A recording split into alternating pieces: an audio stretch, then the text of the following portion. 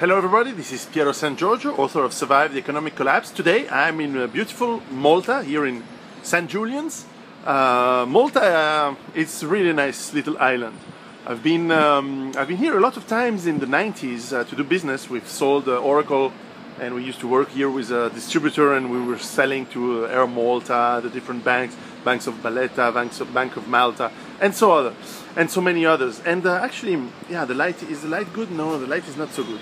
Anyway, doesn't matter. You can see one of the nice harbors here. Malta is a great little island and has been so for at least 7,000 years.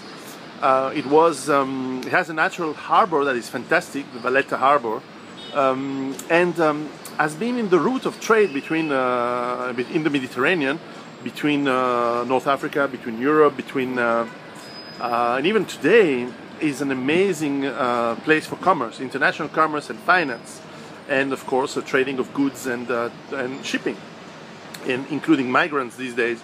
But smart, the Maltese being very smart, they don't got a lot of migrants. They ship them through and send these invading people to Europe. So we'll have to sort them out ourselves. Anyway, Malta has one of the reasons they're smart is because they had sieges. Malta was the place in the, I think it was 1680 and something, 17th century, the big siege of Malta by the Ottoman Empire, which ended up in a disaster for the Ottomans. The Maltese, and at the time were, of course, they were under the military command of the Knights of Malta, and the people of Malta are very mixed within European. You can feel Italy, you can feel Tunisia, you can feel Phoenicia, you can feel the trade and the ability that they have to speak Italian and English and French and of course Maltese and a little bit of Arabic. It's a great place, and you can feel the people being very warm, very nice, and very open for trade, business and commerce. Very enjoyable. Another big, of course, siege in Malta was the one in the Second World War. You know that, as an anecdote, I used to design war games, and I think I made, in the 90s, one of the most definitive war games on the planned invasion of Malta by Italy and Germany, which was Operazione C3 in Italy, in the Italian code, or perhaps better known, Operation Hercules, which in fact the Hercules operation was only the paradrop of the Germans on Malta by Brigade Ramke. But anyway, it's a very interesting scenario, and of course it could have changed the face of World War II, even if the Japanese military attaché to Italy in actually June 1940 expected Italy to invade Malta immediately, but of course they were so careless and they didn't plan the war, so that Italy never planned to invade Malta from the beginning. And you can think this is like only a few miles, maybe it's 60, 100 miles away from Sicily. This could have been invaded day one. Anyway, the siege of Malta was terrible for Maltese people. There were bombings by German and Italian bombers, and the war was difficult, and there was convoys that would bring food and supplies to Malta. And this is where I want to lead to. How do you survive in Malta in an economic collapse? Now, of course, if you read my books, Survive the Economic Collapse, you understand that my thesis is that we are approaching the collapse of the globalized economy and the meltdown of globalized trade, therefore the lacking of supplies of energy. And an island like Malta is, by definition, is a very small island. You have almost 500,000 people, excluding tourists, but let's say 400,000 people living in a tiny island, and you can add Gozo and the other island, the tiniest island, but it's really a small surface, and density of population is very high. This is like a big city with a few gardens, and actually most of the trees are not trees, they are cactus trees. So there's not really food growing that is possible. Lots of wind in the winter, it's not good for agriculture. Of course you can fish, but I'm not sure the fishing fleets being so big these days, because this is a wealthy country, so people have more efficient ways to make money these days. So they don't really work agriculture and fishing anymore. Big tourist industry, which may disappear if global economy disappears, and of course the finance and the banking and the shipping and the trading may suffer from, of course, from collapsing economy, and this despite the great sense of commerce that Maltese people have, where they can, of course, always think of ways to do business between Italy, between North Africa, across the Mediterranean. But if the economy really collapses very hard, there's going to be a problem.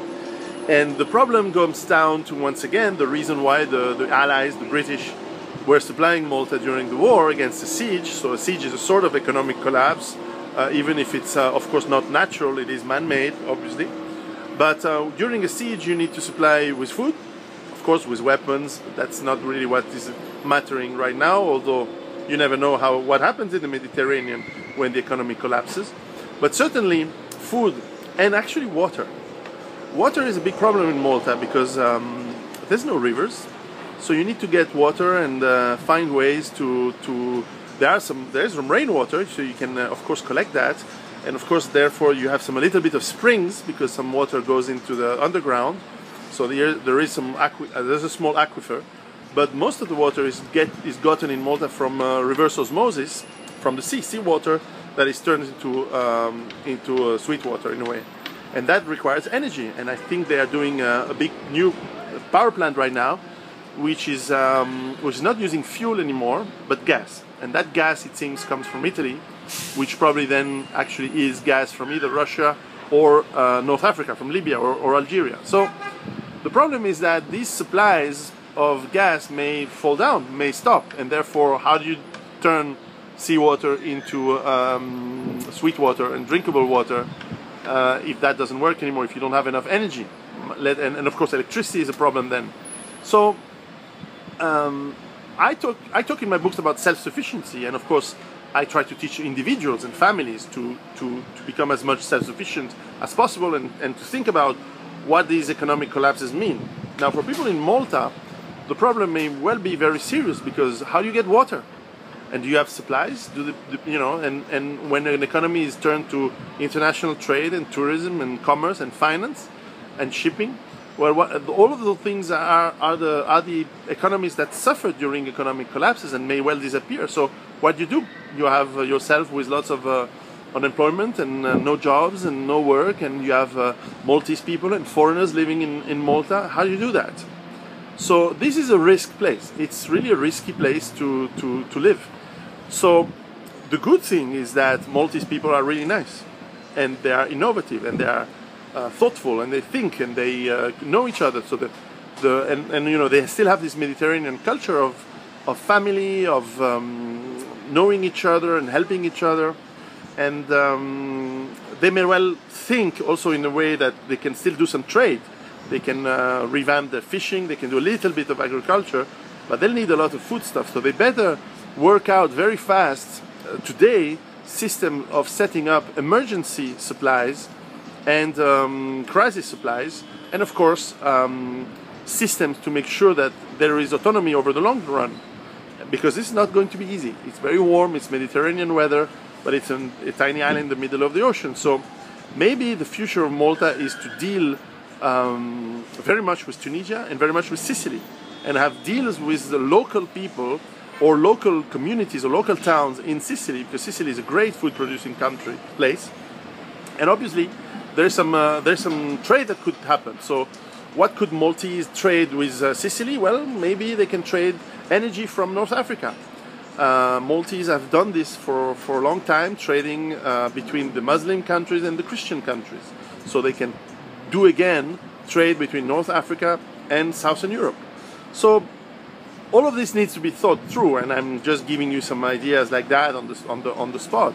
But definitely, someone in Malta, whether it's you who listen who are Maltese, and please, if you like and if you think this reasoning is interesting, please read my books or spread this video and share this video with your Maltese friends.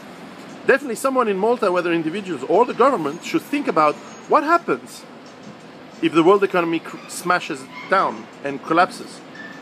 How do you feed and how you get drink to your people? After 2-3 days without water, people get insane, and it's hot in the summer here. So what are you going to do? So as I say everywhere, prepare yourselves. You know what to do. You can read my books. You can start to think about it. You can share this video. And you know, I don't speak Maltese, but every time I ask for a few words in Maltese, they give me French or English or Italian words, so I can only say ciao.